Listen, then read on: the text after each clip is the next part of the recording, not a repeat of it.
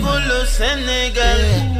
Jana to get over son manga jangale gita do bouger do faywa. Nge élève te tolo ci examen linga sarla am na fita mo gëna. Chers élèves, aujourd'hui nous allons donc terminer le chapitre sur relatif sur le champ magnétique des courants. Avec donc un grand 5, on va donc dans cette dernière partie-là faire des exercices d'application. Ces exercices d'application-là vous permettront d'attaquer d'autres exercices. Donc, comme ce chapitre est nouveau, j'ai décidé de faire une partie où il sera question d'application. Donc, on va faire 3 exercices d'application. Donc, c'était paix, généralité sur le champ magnétique.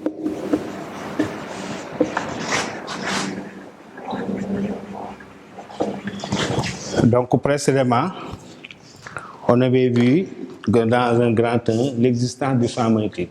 Grand 2, on avait vu les interactions magnétiques. Grand 3, spectre magnétique. Grand 4, on avait vu champ magnétique des courants. Donc, dans ce grand 5-là, on va faire des exercices d'application. Donc, grand 5, exercice d'application.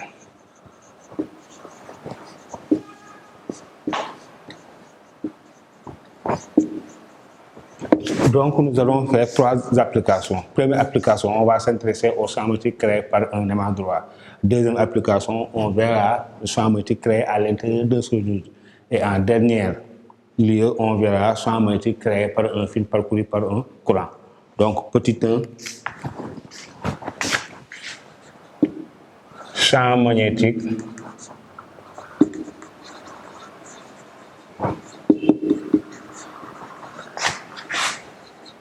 créé par un aimant. Donc, ces 3 applications-là sont des applications classiques. Ça veut dire quoi? Tout élève du terminal SD doit pouvoir faire ça. C'est le minimum. Si vous avez des difficultés sur ce chapitre, ça au moins, il faut pouvoir le faire. C'est classique, ce sont des exercices classiques. Quelle que soit votre difficulté sur ce chapitre, vous devez pouvoir le faire. Donc, ce sont des exercices classiques. Donc, ici, on va considérer 2 aimants droits placés à une distance D d'un point O. Maintenant, on va voir, premièrement, déterminer les caractéristiques du champ magnétique créé par les 2 aimants en ce point O. Et en deuxième lieu, on va voir comment placer une aiguille aimantée au point O. Donc, disposons de 2 aimants. Un aimant numéroté 1 et un autre numéroté 2. Leurs directions sont perpendiculaires. D'accord, ça c'est l'aimant, ça c'est le pôle sud, ça c'est le pôle nord. Et un autre aimant placé comme suit. Ça c'est le pôle nord et ça c'est le pôle sud. Maintenant on va placer ici. Ici, qu'est-ce qu'on sait? On sait que les 2 aimants créent chacun un champ magnétique. Cet aimant-là, c'est l'aimant numéro 1, aimant 1. Celui-là, c'est l'aimant numéroté 2. Maintenant, on va voir à 1. Donc, supposons ici, il y a un point O qui est placé là. O. A égale distance des 2 aimants.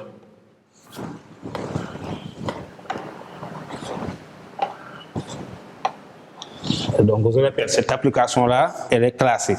Donc, qu'est-ce qu'il faut savoir? Cet aimant 1 va créer un champ magnétique B1 au point O. L'aimant 2 va créer un champ magnétique B2 au point O. Maintenant, la question, petit 1, est la question, petit 1, déterminer les caractéristiques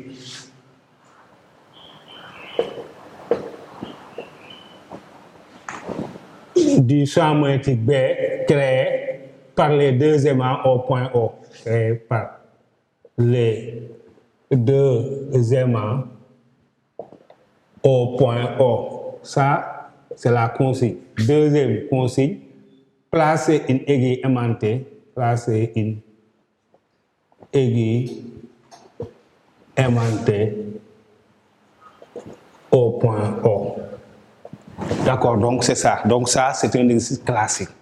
Donc ici, l'aimant 1 va créer un champ magnétique B1 au point O. L'aimant 2 va créer un champ magnétique B2 au point O. La résultante de ces deux champs magnétiques va donner le champ magnétique résultant B.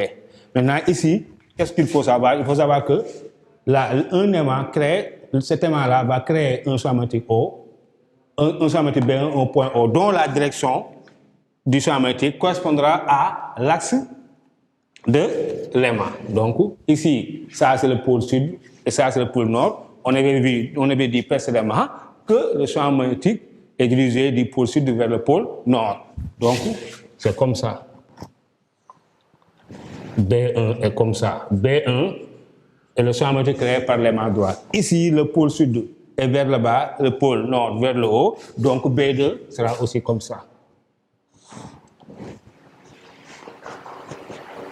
Donc B1 c'est le champ magnétique créé par l'aimant 1, B2 c'est le champ magnétique créé par l'aimant 2. Maintenant, le résultante va donner le champ magnétique créé par les deux aimants.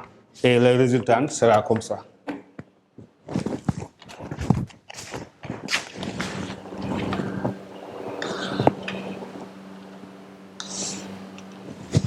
Donc, on va former le quatrième point du parallélogramme.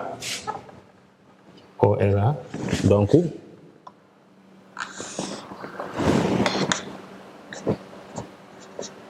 B est comme ça. Donc, au point O, les deux aimants créent un champ magnétique B dont la direction et le sens sont représentés. Voir figure. D'accord. Maintenant, comme B est un vecteur, leur caractéristique, donc direction. Donc, caractéristique, donc on va déterminer d'abord la direction de B.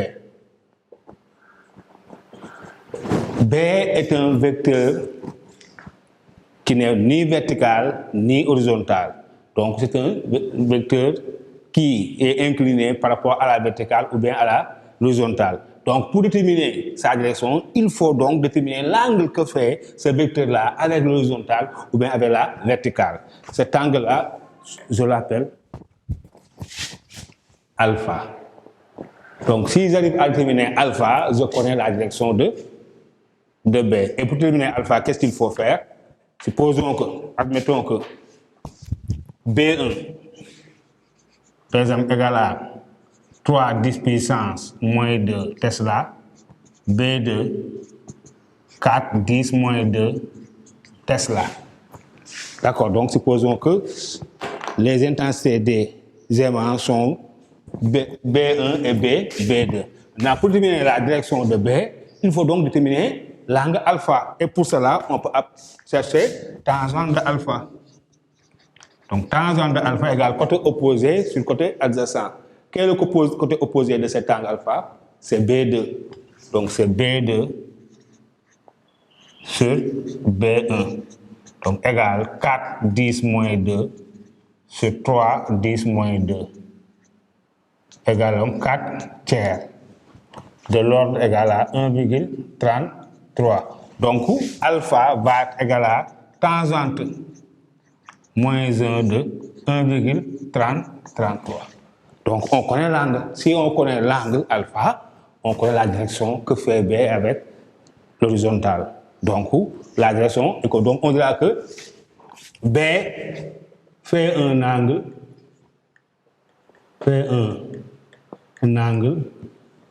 alpha avec un angle alpha avec l'horizontale. Un angle alpha ou bien un angle aigu. Je vais préciser davantage pour dire faire un angle aigu alpha avec l'horizontale. Maintenant le sens. Le sens de B. Donc pour les caractéristiques, il y a direction, sens, point d'application et norme. Maintenant, sens. On dira vers le haut. Vers le haut. Point d'application. de B, c'est le point O. B est appliqué au point O. Ouais, un point d'application de B, B s'applique au point O. Donc le point d'application de B, c'est le point O. Maintenant, norme ou intensité. Norme ou intensité. Donc on aura B, cela égale B1 plus B2 en vecteur. Et en norme, on aura B égale racine carrée de B1 carré plus B2 carré. Les deux vecteurs sont orthogonaux, donc le troisième terme s'annule. Normalement, on devait dire 2B1, B2, cosinus de l'angle formé entre B1 et B2. Mais comme B1 et B2 sont orthogonaux, l'angle égale à 90 degrés et cosinus de 90 égale à 0. Donc ce troisième terme-là est nul. Donc application B égale B1 c'est 3 10 moins 2 au carré plus 4 10 moins 2 au carré. Donc je peux sortir 10 moins 2 du radical reste, donc on a 9, 3 au carré c'est 9, 4 au carré c'est 16. Donc égal à 10 moins 2 racine carrée de 25. Donc B a pour intensité 5 10 moins 2 Tesla.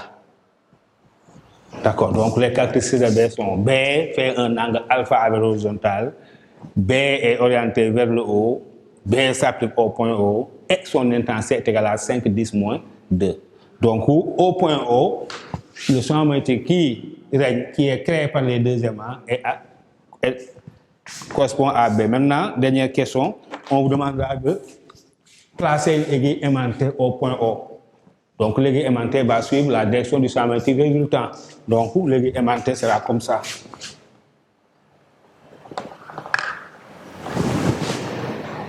Sud.